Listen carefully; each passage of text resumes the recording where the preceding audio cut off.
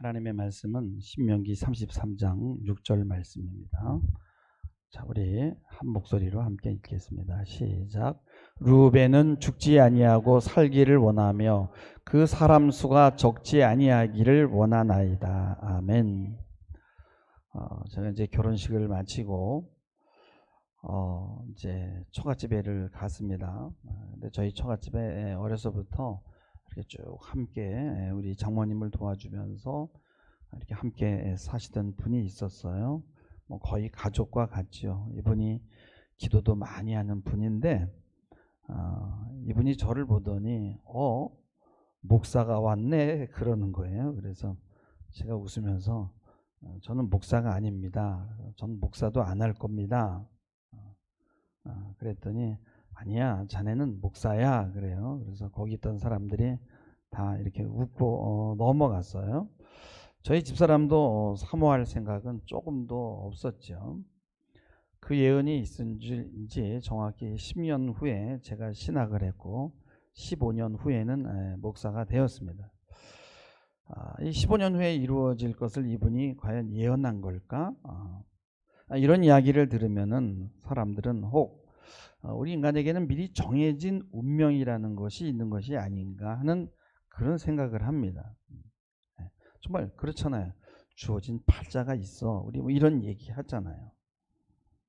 신화에서는 그런 운명이 있다라고 말합니다. 아무리 발버둥 쳐도 소용이 없다는 거예요.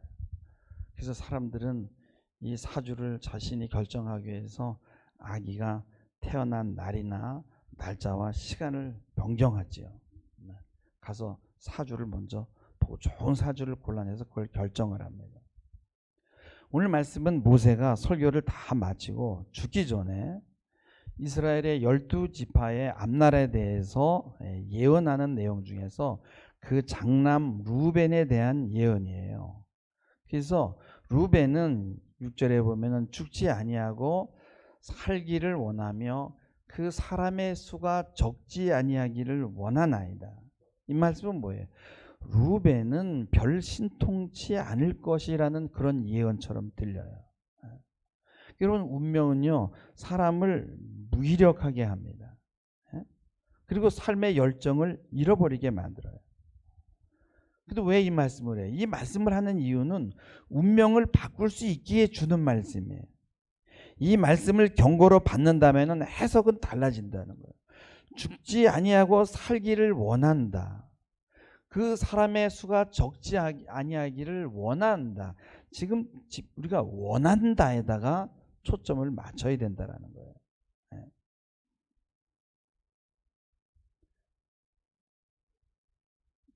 그러니까 죽지 않고 살고 수가 적지 않기를 원한다.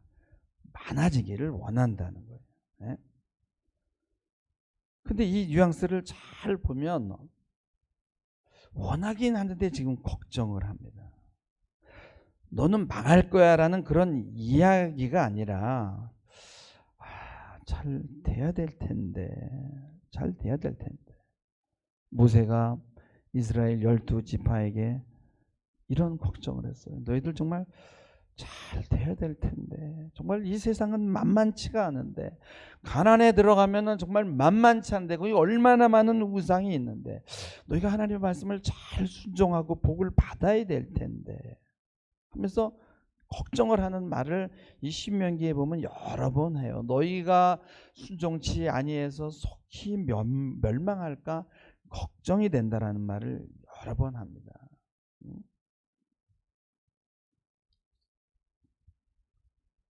하나님은 루벤이 고통받고 원하지 않습니다. 하나님이 우리에게 그런 거 원하지 않습니다. 하나님의 백성은 잘 되길 원하고요. 하나님의 백성에게는 법이 있습니다. 그 무슨 법이에요? 너는 나 외에 다른 신을 섬기지 말라는 거예요.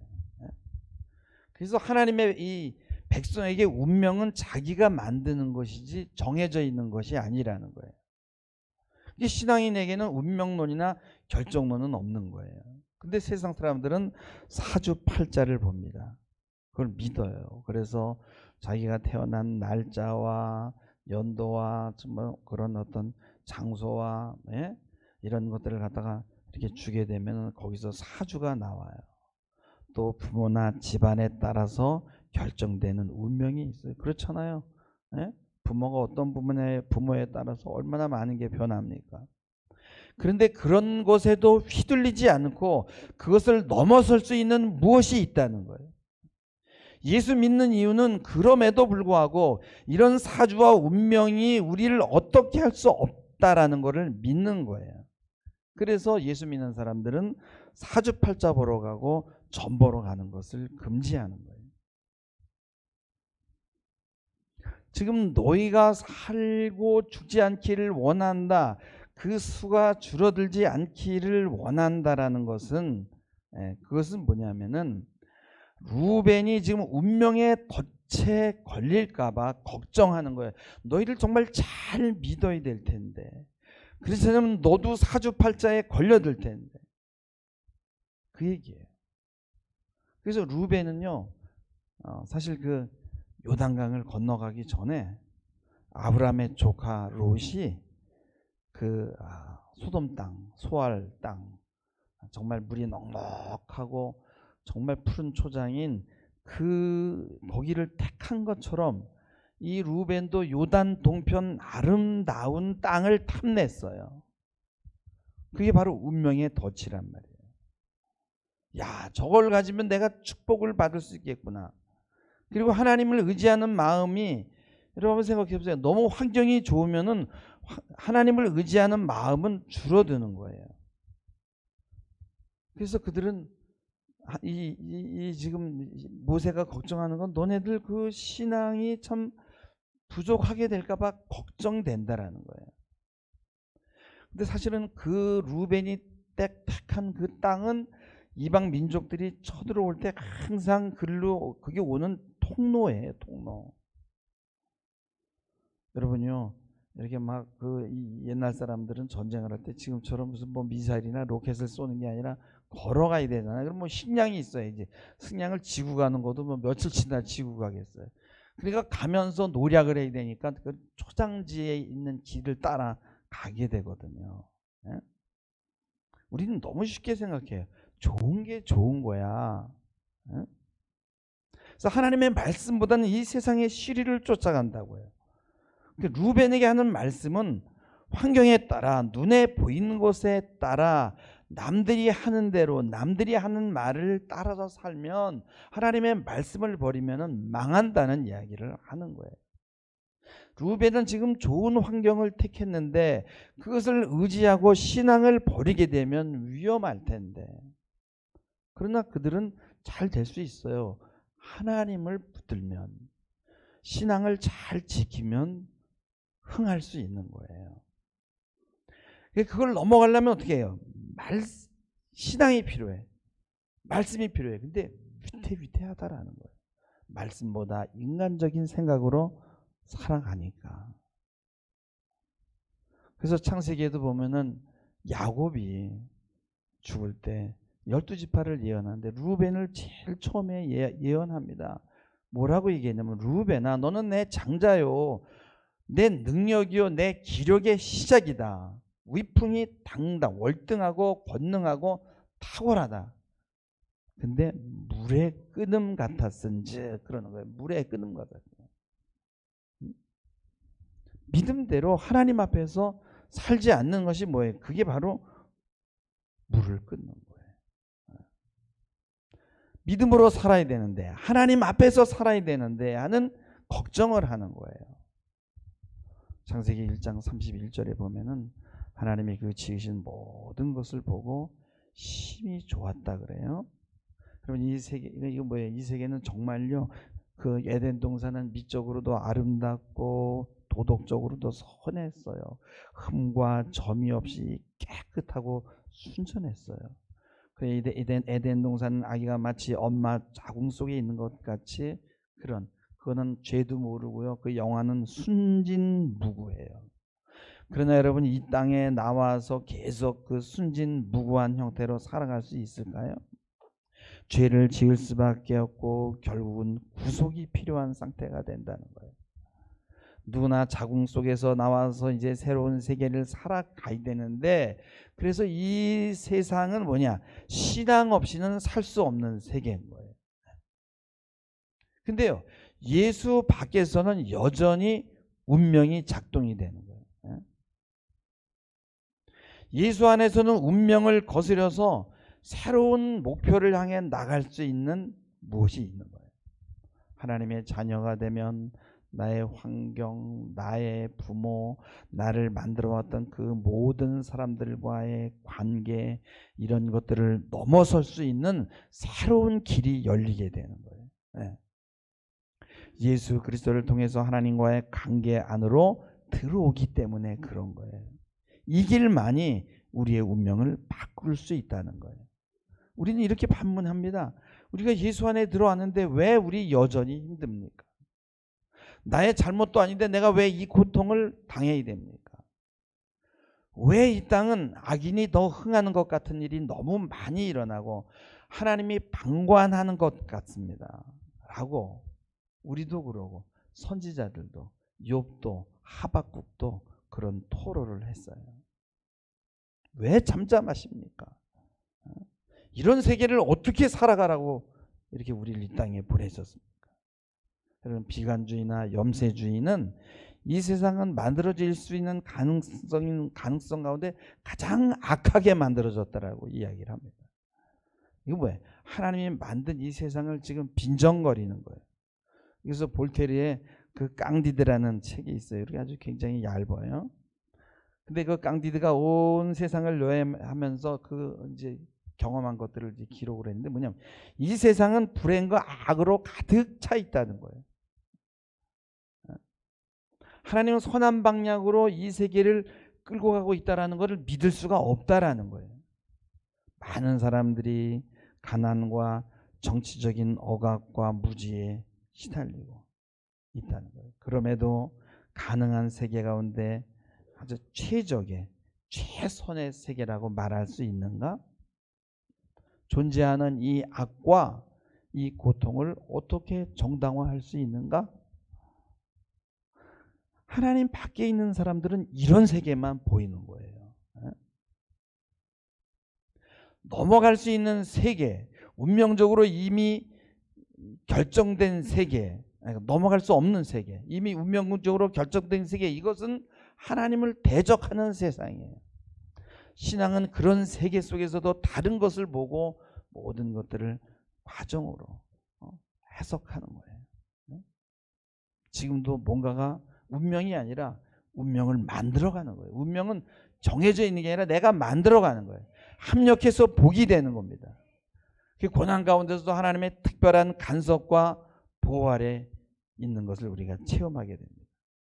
요셉은 하나님의 약속을 붙들고 있었어요. 그러나 그는 운명을 믿지 않았어요. 하나님 안에 있으니까 모든 것이 뜻대로 잘 되었을까라고가 아니라 긴가민가민 했어요. 그냥 계속 순간만 있는 거예요. 여러분, 부모를 떠난 게 자신의 의지가 아니었어요. 형제들이 팔았어요. 그건 운명이고 처한 환경이었어요. 모든 게 의문투성이고 여전히 시험은 계속 있었어요. 하나님의 새로운 목표와 역사가 진행되고 있었고 그것이 달성이 됩니다. 그러나 그걸 지나놓고 보니까 요셉이 이게 하나님의 섭리였구나였지.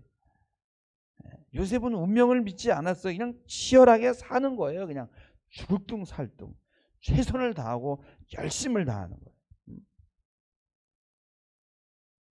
요셉은 스스로 결단해야 되는 아주 사건들이 엄청 많았어요. 순간순간 위험을 당할 때마다 신앙으로 선택을 해야 됐어요. 하나님 앞에 서 있어야 됐어요. 그것은 요셉이 운명이 아니라 요셉이 결정해야 되는 거예요. 그것이 요셉을 애굽의 총리로 만드는 거예요. 총리가 예정되었던 것이 아니라는 거예요. 그렇게 말할 수 없다라는 거예요. 지나놓고 보니까 하나님의 섭리였을 뿐이지. 그래서 오직 열심히 산 사람만이, 아주 치열하게 산 사람만이 하나님의 은혜였습니다라고 고백할 수 있는 거예요. 여러분, 유다가 예수님을 배반하도록 예정되었고 운명되어졌어. 그래서 유다가 불쌍해. 하나님이 정말 유다를 이용했으니까 그래도 예수님이 십자가에 못 박혀서 구속사역을 이루었지. 참 유다가 불쌍해. 이용당했어라고 얘기할 수 있어요? 하나님은 우리 인간에게 자유의지를 주시고 모험을 하시는 분이에요. 그리고 인간에게도 우리는 지금 모험이 있는 거예요. 자유의지가 있기 때문에. 그래서 독일의 호레스라는 학자가 인간의 질병이라는 그런 책에 쓰여진 얘기인데, 그런데 그걸 발표를 했는데 뭐냐면 이 인간의 다른 많은 병들이 인간과 동물에게서 공통적으로 발견되는 게 많다라는 거예요. 뭐 동물도 감기 걸리고 몸살 걸리고, 근데 인간에게만 걸리는 질병이 있다는 거예요. 근데 그 인간에게만 걸리는 그 질병은 뭐냐면은 자아 성취의 실패와 연관된 병이라는 거예요. 누군가 비교하고 나는 열심히 살지 못해가지고 내가 지금 이 모양 이 꼴이구나 하면서 비교하면서 우울증에 빠지는 거예요. 근데 본능에 따라서 움직이는 동물은 자아 성취가 없어. 실패할 수가 없어. 그냥 오직 본능에 따라서 움직이면 돼. 우울할 틈이 없어. 그리고 어떤 거는 프로그램돼 있어. 그래가지고 벌은 그냥 제가 옛날에도 말씀드렸죠. 육각형으로 집을 짓고, 그래서 쇠똥벌레는 그저 태어나면 쇠똥밭으로 날아가서 그냥 쇠똥을 열심히 굴리는 거예요. 나는 왜 쇠똥을 굴리지? 뭐 이런 생각할 필요가 없어. 근데 인간은 자유가 너무 많아. 이걸 할 수도 있고 안 할 수도 있고, 집도 뭐 내가 육각형으로 하고 싶으면 육각형으로 하고 원형으로 하고 싶으면 원형으로 하고 내가 마음대로 설계할 수 있어요. 근데 우리 인간은 이 주어진 대가로 성공도 할 수 있고 자기 삶을 망칠 수도 있다라는 거예요. 그래서 우리 인간이 가진 병은 뭐냐? 이거는 신체적 질병만이 아니라 정신적인 병인 거죠. 제가 집사람하고 이제 결혼하게 된 것은 대학생활 하는 어느 날 트럼본 이거 트럼본 부는 친구가 있어요. 그 친구가 야 종수야 이리 좀 와봐. 그래서 뭐 좋은 일이 있어? 야 너 지금 저 교무과에서 말이야 지금 사람을 찾고 있는데 말이지, 너 어느 교회에서 성가대 지휘자를 구한다는데 너 한번 너 지원해보면 어때? 어떻게 해야 되는데 너 교무과에 가봐. 나한테 하라 그랬는데 난 거절했어. 그래. 그래서 제가 이제 교무과에 가서 이제 소개를 받고 이제 우리 사모가 이미 어렸을 때부터 다니던 교회를 간 거죠.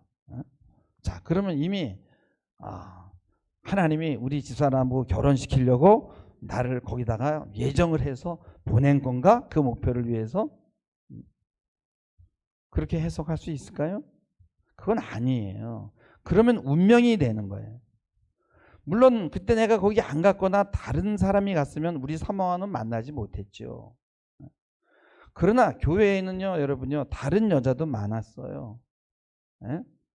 또 우리 사모에게도 다른 남자의 가능성이 많이 열려 있었어요.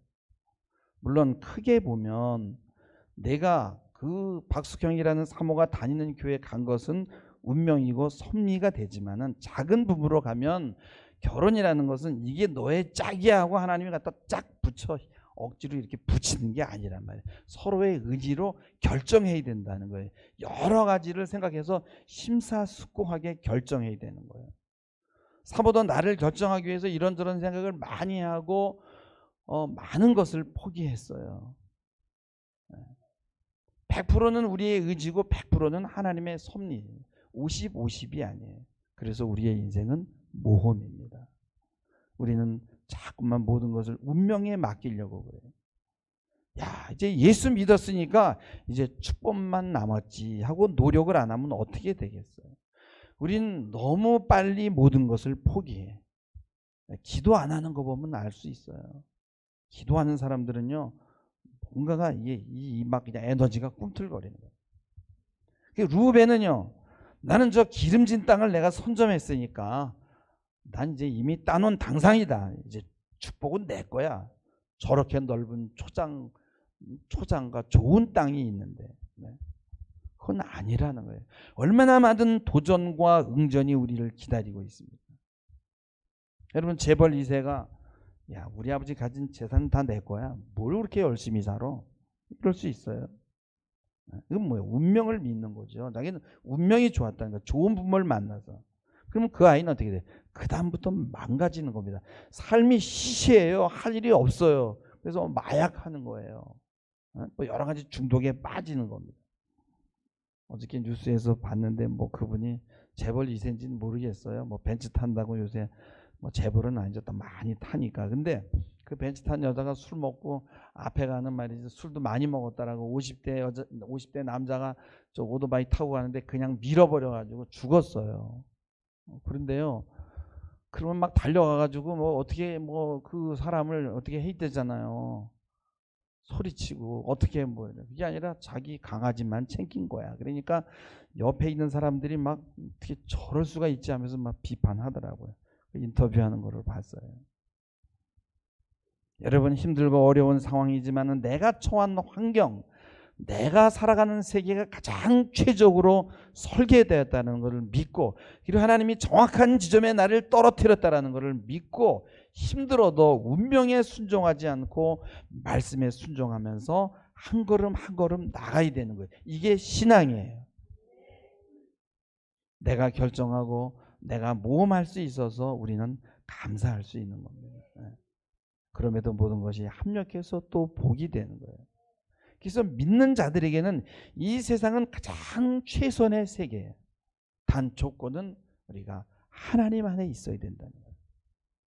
하나님이 가장 완전한 방향으로 우리를 이끌고 가실 것이라는 것을 믿지만 우리도 말씀을 따라 살려고 최선으로 노력을 다해야 된다는 거예요.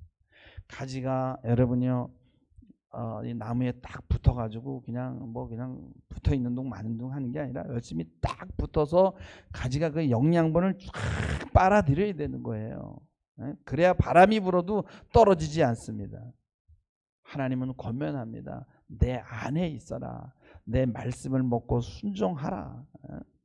너에게 주어진 자유와 의지가 있고 너는 지금 모험의 세계에 있다.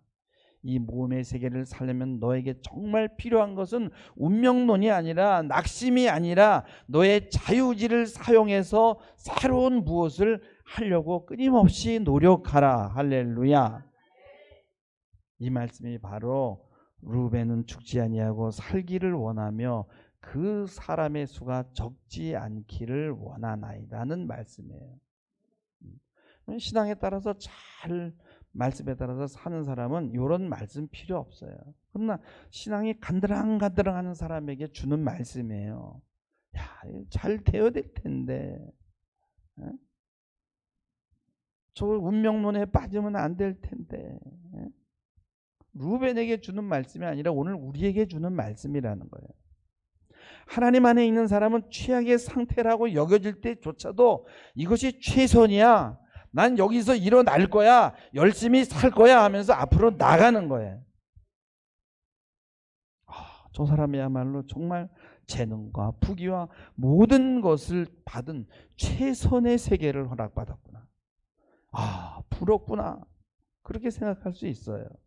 그리고 자신은 지금 최악의 상태에 있다고 생각할 수 있어요. 그러나 그 최악도 나를 위한 것이고 그것이 나를 더 잘되게 위한 것이라는 그 믿음을 가지시기 바랍니다.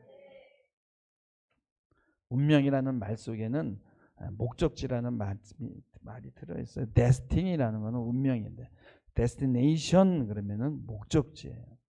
결국 운명이라는 말 자체가 수동적인 것이 아니라 내가 헤쳐나가면서 그 운명을 내가 만드는 거야. 그래서 우리의 삶이 지금 이렇게 우여곡절이 있는 겁니다. 우리에게는 운명론은 없어요. 점집에 갈 필요 없어요. 여러분 그러면 내 운명이 뭐 있다 그러면은 그 사주가 좋아 그러면 뭐 그냥 목적지에 도착 저절로 되겠네요. 넋놓고 사나요? 그럼 뭐예요? 빨리 죽어야 돼요. 할 일이 없는 거예요. 힘들고 어려워도 늘 소망과 희망을 가지고 살아가는 것이 신앙입니다. 사람들이 허망해하고 신음하는 이유는 하나님 밖에 있기 때문에. 그래서 모든 것을 환경으로 보는 거예요. 근데 하나님 안에 있는 사람들은 선한 목적지를 찾아갑니다. 우리의 힘으로 가인돼요. 물론 하나님이 보고 계시지만. 그래서 할 일이 많아.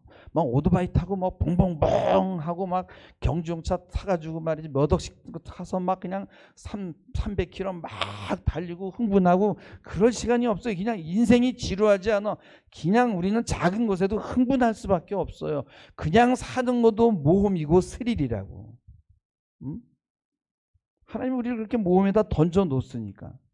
우리는 가장 좋은 세계에 살고 있는 거예요. 혹 잘못된 길로 가더라도 정로로 인도오도록 하나님이 인도하는 거예요. 베드로가요, 주님을 따라다니다가 예수님이 그냥 허망하게 십자가에 그냥 턱 못 박혀서 돌아가시는 거 보고, 야, 내가 그동안 쫓아다녔던 게 환상이었나? 상황은 종료다. 그리고 그냥 우울증에 빠졌나요? 아니에요. 물론 낙심된 마음으로 고기나 잡으러 가자라고 했지만 뭔가를 하잖아. 고기나 잡으러 가자. 고기. 예? 그 가서 고기를 잡는데 밤새도록 잡았는데 한 마리도 못 잡는 거예요. 실패한 거죠.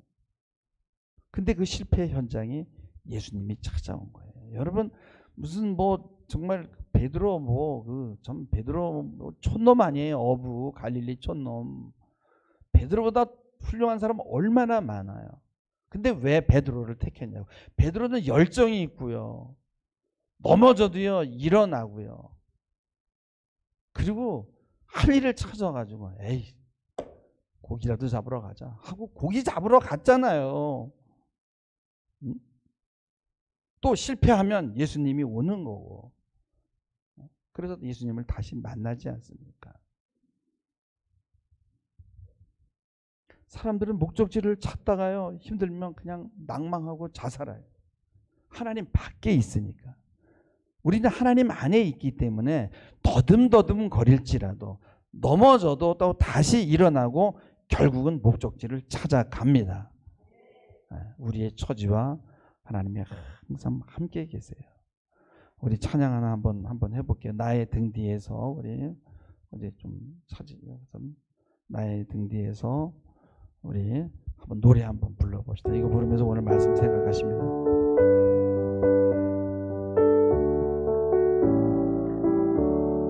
박수 쳐주셨습니다. 나의 등 뒤에서 나를 도우시는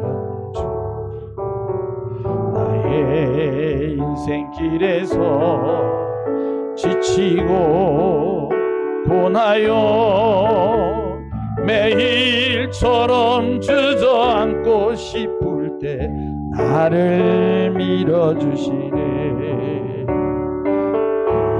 일어나 걸어라 내가 새 힘을 주리니. 일어나 너 걸어라 내 너를 도 이절. 나의 등 뒤에서 나를 도우시는 주. 평안히 길을 갈 때 보이지 않아도 지치고 곤하여 넘어질 때면 다가와 손 내미시네. 일어나 걸어라 내가 새 힘을 주리니.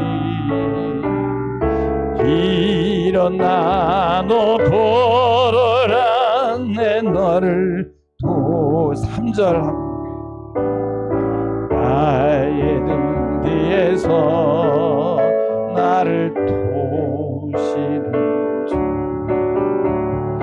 때때로 뒤돌아보면 여전히 계신 주. 잔잔한 미소로 바라보시며 나를 재촉하시네. 일어나 걸어라 내가 새 힘을 주리니. 일어나 너 걸어라 내 너를 도우리. 신혼초에 저희 그 처갓집에 있던 그분의 그 예언, 목사네라는 그 예언에 의해서 제가 목사가 된 건 아니에요.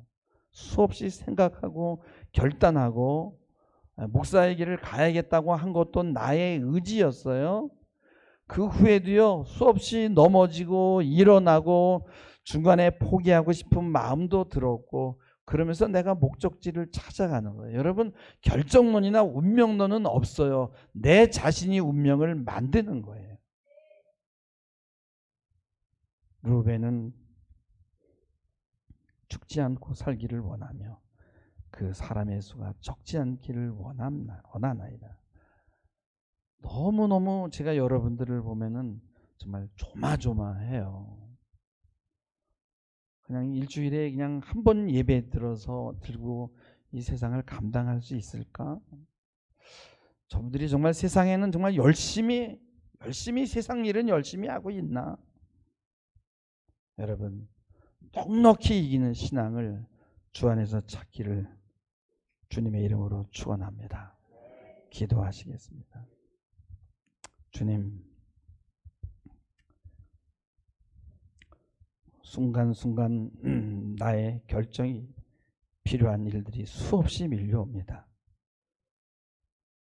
내 생각과 내 뜻이 아니라 하나님의 말씀에 따라, 신앙에 따라 하나님 안에서 결정하게 하옵소서. 지금은 부조화스럽더라도 믿음으로 그 길을 믿고 나아갈 때 결국 합력하여 선을 이룰 것입니다. 열심히 살고 난 이후 모든 것이 하나님의 은혜였습니다 라는 그 참된 고백이 있게 하옵소서. 예수님의 이름으로 기도하옵나이다. 아멘.